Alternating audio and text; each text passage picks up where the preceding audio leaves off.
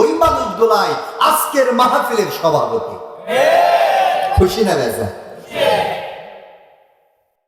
আমার পূর্বে উভয় দিনে পরিচালনা করছেন খন্দকার আব্দুল জব্বার সাহেব, আমার প্রিয় ভাই। আল্লাহ তাআলা আমার আব্দুল জব্বার ভাইকে ইসলামের জন্য কবুল করুন বলে আমিন, হায়াতে তৈয়বা দান করুন বলে আমিন। আমার পূর্বে অত্যন্ত সুন্দর সুমিষ্ট ভাষী বক্তব্য রাখছিলেন আমার প্রিয় ভাই বিশিষ্ট আলেম দ্বীন জনাব হযরত মাওলানা আতিয়া রহমান সাহেব।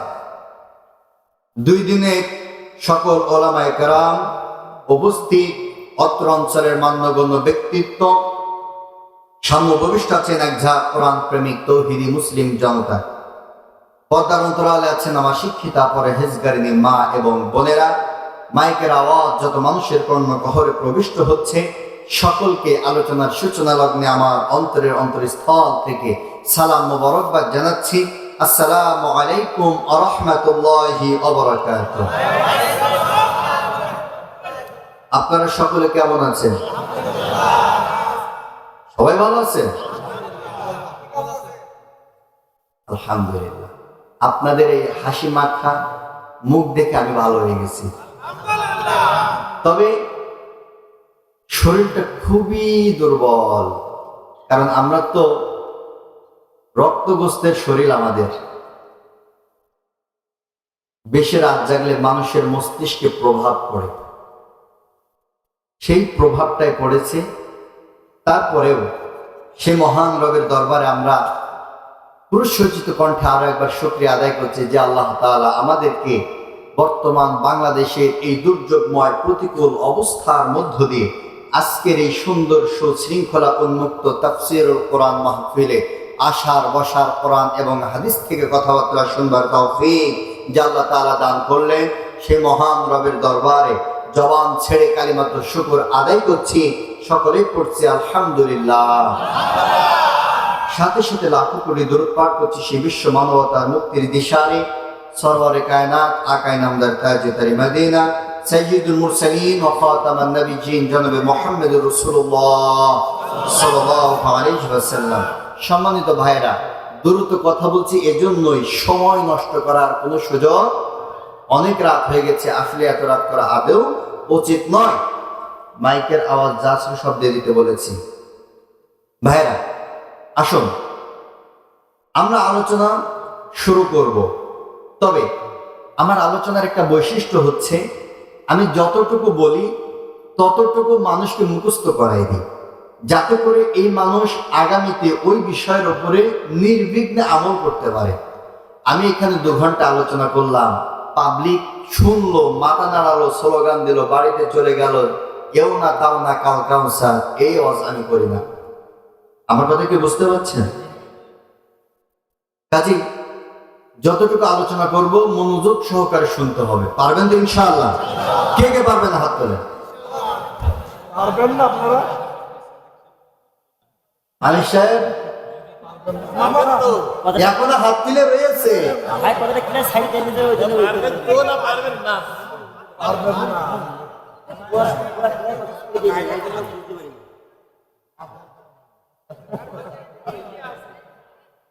ওরে আমরা হচ্ছি হুজুগে বাঙালি, আমরা হচ্ছি হুজুগে বাঙালি। তাই যদি না হইতো হাসিনার মতন 2 নম্বর মাল বিগত 17 বছর আমাদের মাথার পরে কি শাসন করতে পারত?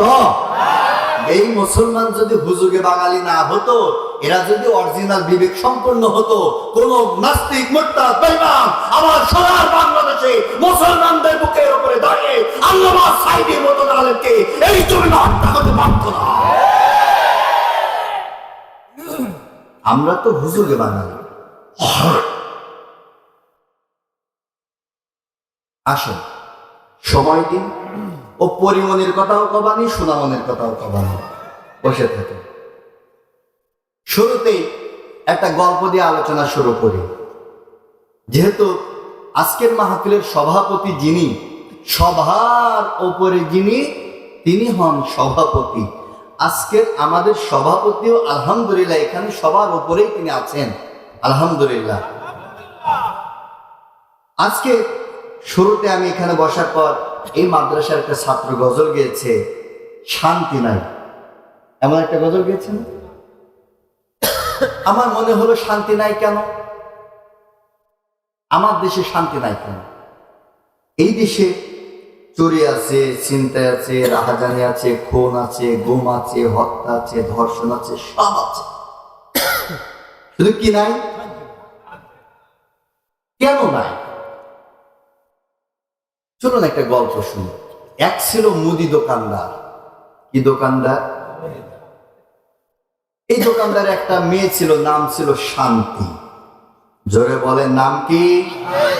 এই যুবক ভাইয়েরা ভালো করে শুনো, আজকের ওয়াজ শুধুমাত্র তোমাদের। আজ যারা এখানে আমার পিতার বয়সে আছেন, এই ওয়াজগুলো আপনি শুনবেন শুধুমাত্র আপনার পরিবারের জন্য। আজকের আলোচনা শুধু হবে যুবকদের আর প্যান্ডেলের মায়েদের, ঠিক আছে? তোমাদের আর পেছন থেকে করা লাগবে না, তোমাদেরও কণ্ঠ আমারে কানে আর আসছে না। আওয়াজ দিতে হবে জোরে। মুদি দোকানদারের মেয়ের নাম কি? এই দোকানের কর্মচারী যিনি ছিল তার নাম ছিল ইসলাম। জোরে বলেন, নাম কি? আছে না এই এলাকায় ইসলাম নামে? মুদি দোকানদারের কিছুদিন পরে বুঝতে বাকি রইল না, ইসলাম যেখানে শান্তিও। মুদি দোকানদারে বুঝতে বাকি রইল না, তার মেয়ে শান্তি গোপনে গোপনে দোকানের কর্মচারী ইসলামের সাথে সম্পর্কে লিপ্ত হয়েছে। মুদি দোকানদার ক্ষিপ্ত হয়ে দোকানে গিয়ে ইসলামকে পিঠ মোড়াদে বাঁধে আর ছাত্রলীগের স্টাইলে হাতুড়িতে গিরায় গিরায় পিটায়। অবশেষে ইসলামকে ক্ষিপ্ত হয়ে দোকান থেকে করে দিল বিদায়। ইসলাম চিন্তা করে, এই ডিজিটাল যুগ, আধুনিক যুগ, তথ্য প্রযুক্তির এই যুগে সামান্য প্রেম করার অপরাধে আমাকে করেছে দোকান থেকে বিদায়। ফোন লাগিয়েছে, হ্যালো শান্তি, তুমি কোথায়? আছে তো বাসায়। তোমার সাথে সুখে ঘর বাঁধতে চায়, যেই কথা সেই কাজ, আউট অফ মার্কেট। মুদি দোকানদার সারাদিন করে বাড়িতে এসে যাচ্ছে, ঘরের মধ্যে আসবাবপত্র সব আছে, শুধু কি নাই? শান্তি গেল কোথায়? শান্তি গেল কোথায়? শান্তি গেল কোথায়? দোকানদারের আহাজারি শুনে প্রতিবেশীরা সব হয়েছে এক জায়গায়। কি হয়েছে? আমার মেয়ে শান্তিকে পাওয়া যাচ্ছে না। প্রতিবেশীরা অনেকক্ষণ খোঁজাখুঁজির পর হঠাৎ করে মুদি দোকানদারের কাছে এসে বলছে, তোমার ঘরে ইসলাম কোথায়? বলছে, তাকে তো পিটাই করেছি বিদায়। প্রতিবেশীদের বুঝতে আর বাকি নাই। মুদি দোকানদারকে উদ্দেশ্য করে বলছে, মুদি দোকানদার তুমি বড্ড বোকা, সেজন্য তোমার মেয়ে তোমাকে দিয়েছে ধোকা। তুমি এত কিছু হিসাবপত্র সব কষতে পারলে, এতটুকু হিসাব তুমি কষে দেখতে পারলে না, যেই ঘরে ইসলাম থাকে না ওই ঘরে শান্তি থাকার প্রশ্নই আসে না।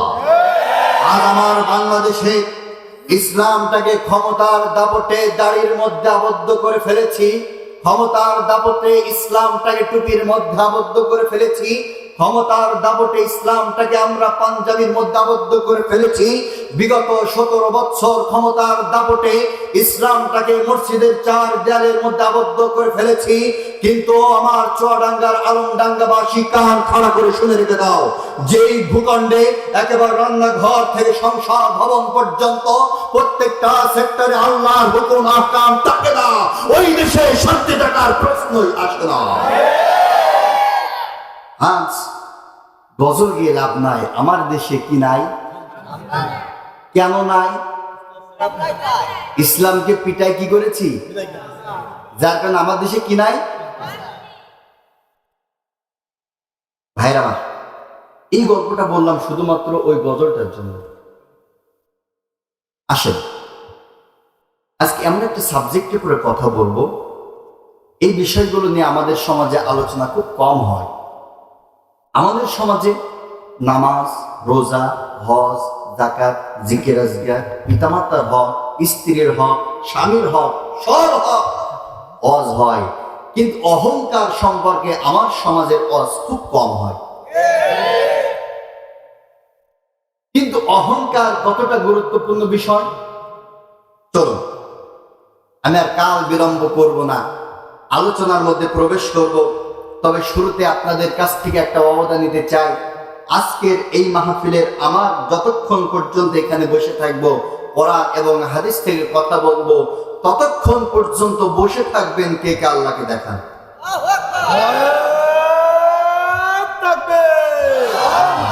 আল কোরআনের আলো, সংসদে আলো, ভারতের দালালেরা ওরা এমনি হুঁশিয়ার আছে। হুঁশিয়ার, সাবধান। সবাই হাত তোলেন, হাত তোলেন, একটা অর্ডার নেব তো। এই যে হাতটা তোলাইছি, একি করতে বুঝে শুনে হাতটা তুলবেন। যারা থাকবেন না তারা হাতটা নামান।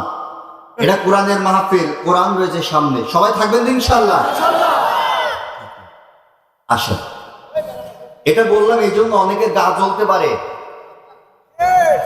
আজকের আলোচনায় অনেকে গা জ্বলতে পারে, সেজন্যই আজকে অদাটা নিয়ে নিলাম, জমির আলটা বেঁধে নিলাম। চলুন আর কাল বিলম্ব করবো না, আলোচনায় শুরু করি। আল্লাহ রাব্বুল আলামিন এই কোরআনুল কারীমের মধ্যে অহংকার সম্পর্কে অনেক আলোচনা করেছেন। তবে এই কোরআনুল কারীম রিসার্চ করে দেখেছি, পৃথিবীর মধ্যে মানুষ অহংকার করে 5টি বস্তু নিয়ে। জোরে বলেন কয়টা? জোর হলো না, আরো জোরে। 5টা বস্তু নিয়ে গোটা পৃথিবীর মানুষ অহংকার করে থাকে। ওই 5টি বস্তু, 1 নাম্বার হচ্ছে আত্মপরিচয়, বংশীয় পরিচয়। বোঝেন? বিগত 17 বছর আমরা দেখেছি, আমি কোন পরিবারের চেনো, আমার বাবাকে চেনো, আমার নেতাকে চেনো, এমন অহংকারী আমার সমাজে ছিল কি ছিল না? তাহলে 1 নাম্বার মানুষ অহংকার করে আত্মপরিচয় নিয়ে, বংশীয় পরিচয় নিয়ে। খুব ভালো করে শুনুন।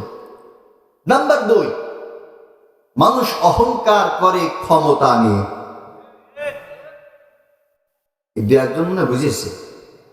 এই 2-1 যারা ঠিক বলেছে এরা ঠিক রাজাকার, জেলাতে ঘুরিয়েছে। নাম্বার 3, মানুষ অহংকার করে সম্পদ নিয়ে। নাম্বার 4, মানুষ অহংকার করে জ্ঞান নিয়ে। নাম্বার 5, মানুষ অহংকার করে সুন্দর লাবণ্যময় চেহারা নিয়ে। যদি একটু সাদা চামড়া হয়েছে তো ও সালমান কাট দেবে না শাহরুখ খান কাট দেবে, দিশাই খুঁজে পাই না। আমি প্রথমেই বলেছি আলোচনার সাবজেক্ট মহিলা এবং যুবকদের জন্য। তাই আসুন, আবার মুরব্বি মনে রাগ করিয়েছে।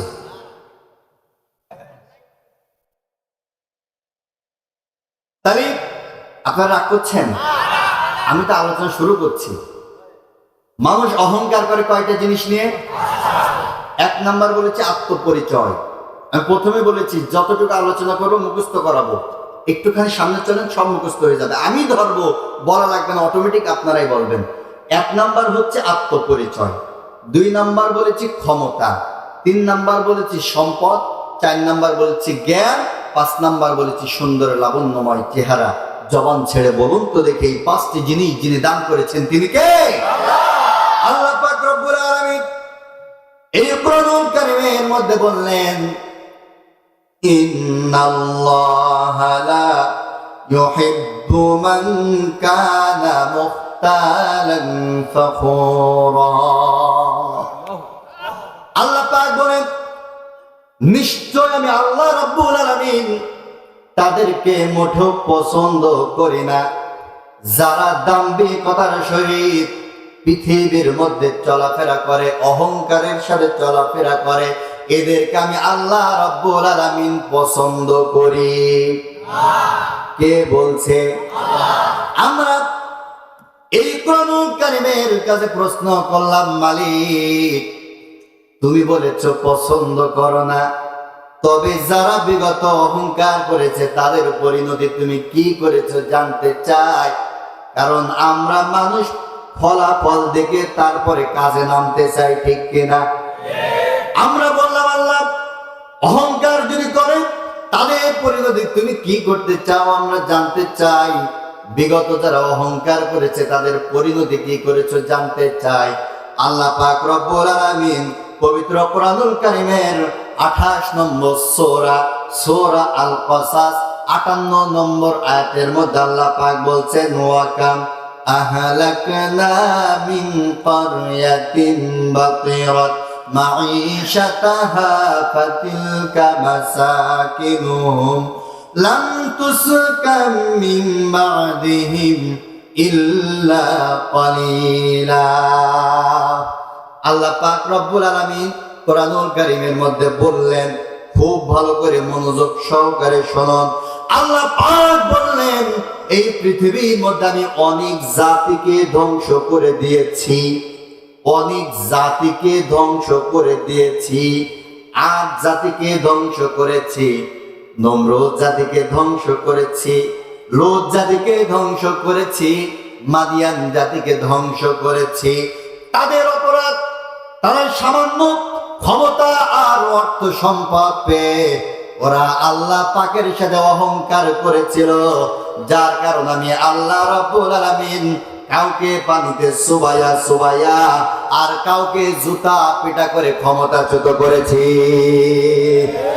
আর বাংলাদেশের জনগণ বিগত 3 মাস আগে তার সবচাইতে বড় প্রমাণ পেয়ে গেছে। যারা বিগত 17 বছর ক্ষমতার দাপটে আল্লাহ রাব্বুল আলামিনের সাথে চ্যালেঞ্জ করেছিলেন 41 সাল পর্যন্ত ক্ষমতায় টিকে থাকবে, আমার আল্লাহ তাদেরকে জুতা পেটা করে নাই, বরং সেই স্বাধীন ভূখণ্ড থেকে বিতাড়িত করে ছেড়েছে। কাজে অহংকার করা যাবে? জোরে বলেন যাবে? ভাইরা আমার, বন্ধুরা আমার, প্রত্যেকটি কথা দিলের কান্দে শোনা লাগবে। যদি আপনারা শুনতে পারেন আজকের আলোচনায় অনেক কিছু শিক্ষা নিতে পারবেন। অহংকার করলে তার পরিণতি কতটা ভয়ঙ্কর হয় আমি আজকে অনেকগুলা ঘটনা এবং ইতিহাস থেকে আপনাদেরকে জানানোর চেষ্টা করব। তবে সব চাইতে ভয়ঙ্কর তথ্যটা আমি একটু দিতে চাই। আল্লাহ রাসূল মুসলিম শরীফের মধ্যে একটা হাদিস বর্ণনা করেছেন। আল্লাহ রাসূলের কলিজার টুকরা সাহাবা হযরতে মাসউদ রাদিয়াল্লাহু তাআলা আনহু হাদিস খানা বর্ণনা করেছেন। হযরতে মাসউদ বলতেছেন, قال رسول الله صلى الله عليه وسلم قال لا يدخل الجنة من كان في قلبه مثقال ذرة من كبر قال رجل إن الرجل يحب أن يكون ثوبه حسنا ونعله حسن قال إن الله جميل يحب الجمال الكبر بطر الحق وغمط الناس। এটা হাদিসটা মুসলিম শরীফের মধ্যে এসেছে। হযরত আব্দুল্লাহ ইবনে মাসউদ রাদিয়াল্লাহু তাআলা আনহু বলেছেন, আমার রাসূল বলেছেন, ক্বালা লা ইয়াদখুলুল জান্নাহ, ওই ব্যক্তি আল্লাহর জান্নাতে প্রবেশ করবে না। আমরা বললাম কোন ব্যক্তি? আল্লাহ রাসূল বললেন, মান কানা ফি কলবিহি মিসকালু যাররাতিন মিন কিবর, যার কলবের মধ্যে, কলিজার মধ্যে যারা পরিমাণ অহংকার থাকবে, ওই ব্যক্তি আল্লাহর জান্নাতে প্রবেশ করতে পারবে না। খুব ভালো করে বুঝুন হাদিসটা, খুব ভালো করে বুঝুন। আল্লাহ রাসূল বললেন, এখানে জাররা শব্দ ব্যবহার করেছে। জাররা কি? জাররা হচ্ছে এই অঞ্চলে সরিষা চাষ হয়। সরিষার দানা কত বড়? এত বড় না? এই সরিষার দানাকে যদি ভেঙে, এই ছোট্ট সরিষার দানাকে যদি ভেঙে খাম খাম করে করে যদি 70 টুকরা করা হয়, যা খালি চোখে দেখা যায় না, অনুবীক্ষণ যন্ত্র দিয়ে দেখতে হয়, আল্লাহ রাসূল বলছেন ওই এক টুকরা হচ্ছে জাররা। ওই পরিমাণ যদি কারোর কলবের মধ্যে অহংকার থাকে, আল্লাহর জান্নাতে প্রবেশ করতে পারবে না। এবার আপনারাই চিন্তা করেন এখানে কয়জন জান্নাতি আছেন? ভাইরা আমার, আমি প্রথমেই বলেছি আমার প্রত্যেকটা কথা দিলের কান দিয়ে শোনা লাগবে। ও আমার ভাইরা, আল্লাহ রসুল কিন্তু এই কথাটা বলেন নাই যেই ব্যক্তি নামাজ পড়বে না ও জীবনে জান্নাতে যাবে না বলেছে। যদি রোজা না রাখে জীবনে জান্নাতে যাবে না এই কথাও বলে নাই। হাজী সাহেবের উপরে হজ ফরজ হয়ে গেছে, হাজী সাহেব হজ করে নাই। আল্লাহ রসুল বলেছে ওর মৃত্যু মুশরিকি মৃত্যু হবে, কিন্তু জীবনে জান্নাতে যাবে না এই কথা কিন্তু বলে। কিন্তু অহংকারীর ব্যাপারে আমার রসুল বললেন, যার কলিজার মধ্যে একটা সরিষার দানার 70 ভাগের 1 ভাগ যদি তোমার কলবের মধ্যে অহংকার থাকে বন্ধু, আল্লাহর জান্নাতে যাওয়া যাবে না। আল্লাহ রসুল যখন এত ভয়ঙ্কর কথা বললেন, আল্লাহ রসুলের সামনে সাহাবারা বসেছিলেন। আল্লাহ রসুলের সাহাবারা বলতেছেন, ইয়া রাসূলুল্লাহ, ক্বালা রাজুল ইন্নার রাজুলা ইউহিব্বু আন ইয়াকুনা সাওবুহু হাসানান ওয়া না'লুহু হাসান। ইয়া রাসূলুল্লাহ, যদি কোনো ব্যক্তি উত্তম পোশাক পরিধান করে কিংবা উত্তম জুতা পছন্দ করে, সেটা কি অহংকার হবে? আছে না আমাদের মধ্যে অনেকে উত্তম পোশাক পরে, আমি তো রয়েছে আপনাদের সামনে, পছন্দ হচ্ছে না? আরে ছোটখাটো দেখে আপনারা অবহেলা করেন না। আমি সেই মসজিদের ইমাম যেই মসজিদ আল্লামা সাঈদী প্রতিষ্ঠা করেছে। ছোট দেখে একেবারে অবহেলা করেন না। আল্লামা সাঈদী কারাগারে যাওয়ার আগে খুলনা বিভাগের মধ্যে থাকলে যেই মসজিদে খুতবা দিতেন ওই মসজিদের ইমাম আমি। গর্ব করে বললাম, অহংকার করে নয়, অবহেলা করেন না। আমি আল্লামা সাঈদীর মসজিদের প্রতি। ভাইয়ের আমার, আল্লাহ রসুল বললেন উত্তম পোশাক অহংকার নয়। কেউ যদি উত্তম জুতাকে পছন্দ করে সেটাও অহংকার নয়। আল্লাহ রসুল অহংকারের একটা সংজ্ঞা দিলেন। আল্লাহ রসুল বললেন, আল কিবরু বাতারুল হাক্কি অগমতুন নাস। অহংকার হচ্ছে 2 প্রকার। জোরে বলেন কয় প্রকার? 2 প্রকার। অহংকার হচ্ছে 2 প্রকার। আল কিবরু বাতারুল হক, 1 নাম্বার অহংকার হচ্ছে সরাসরি আমার আল্লাহর হুকুম গুলাকে অস্বীকার করা, এটা অহংকারের শামিল। আর 2 নাম্বার অগমতুন নাস, মানুষকে তুচ্ছ করা, তাচ্ছিল্য করা, মানুষকে ছোট করা। যারা মানুষকে তুচ্ছ করে, তাচ্ছিল্য করে, ছোট করে, আল্লাহ রসুল বললেন এটা হচ্ছে মানুষের সাথে অহংকার করা। তাহলে অহংকার আমরা কয়টা বুঝলাম? খুব ভালো করে অহংকার আমরা কয়টা বুঝলাম?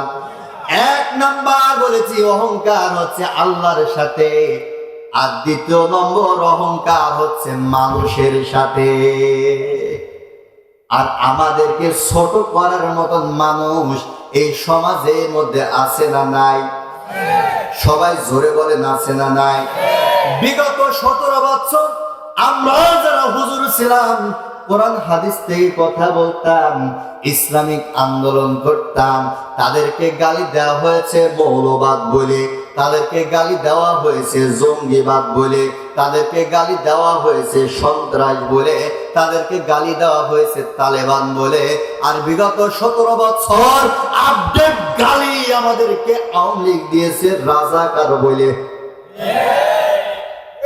খুব ভালো করে বুঝেন, আল্লাহ রসুল বললেন যারা মানুষকে তুচ্ছ করে, তাচ্ছিল্য করে, ভৎসনা করে, এটা হচ্ছে মানুষের সাথে অহংকার।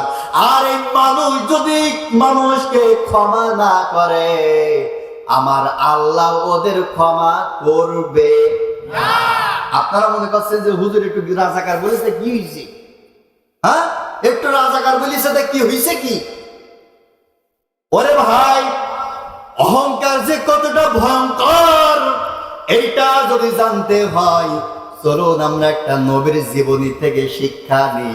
নবীর নাম ছিল পয়গম্বর হযরত সুলাইমান আলাইহিস সালাম। নাম শুনেছেন নাকি? শুনেছেন? আপনাদের কি কষ্ট হচ্ছে? মানে আমার একটু কষ্ট হচ্ছে, কারণ আমার শরীরটা দুর্বল, ক্লান্ত, বুঝছেন? রাত জাগলে যা হয়, যার কারণে আমার একটু কথা বলতে কষ্ট হচ্ছে। তা আপনাদের চেহারা দিকে আমার কষ্ট হচ্ছে। ভাইয়ের আমার, পয়গম্বর হযরত সুলাইমান নবী গোটা পৃথিবীর বাদশা ছিলেন। প্রথমেই বলেছিলাম মানুষ অহংকার করে কয়টা জিনিস নিয়ে, মনে আছে তো আমার ভাইরা? এই পাঁচটা জিনিস যেই নবীর মধ্যে আল্লাহ রাব্বুল আলামিন দান করেছিলেন, ওই নবী ছিলেন হযরত সুলাইমান আলাইহিস সালাম। সুবহানাল্লাহ। হযরত সুলাইমান নবীর মধ্যে আল্লাহ রাব্বুল আলামিন বংশীয় মর্যাদা দান করেছিলেন। তার মানে সুলাইমান নবীর বাবা ছিলেন হযরত দাউদ আলাইহিস সালাম, তিনি নবী এবং প্রেসিডেন্ট ছিল। তাহলে বংশের দিকে মিল আছে না নাই? এরপরে আল্লাহ রাব্বুল আলামিন সুলাইমান নবীকে ক্ষমতা দান করেছিলেন। কি পরিমাণ ক্ষমতা দান করেছিলেন সামনে চলুন আমি আলোচনা করতেছি। এরপরে আল্লাহ রাব্বুল আলামিন তাকে গোটা পৃথিবীর সম্পদের মালিক বানিয়েছিলেন। এরপরে 4 নাম্বার বলেছে আল্লাহ তাআলা তাকে অধিক জ্ঞান দান করেছিলেন।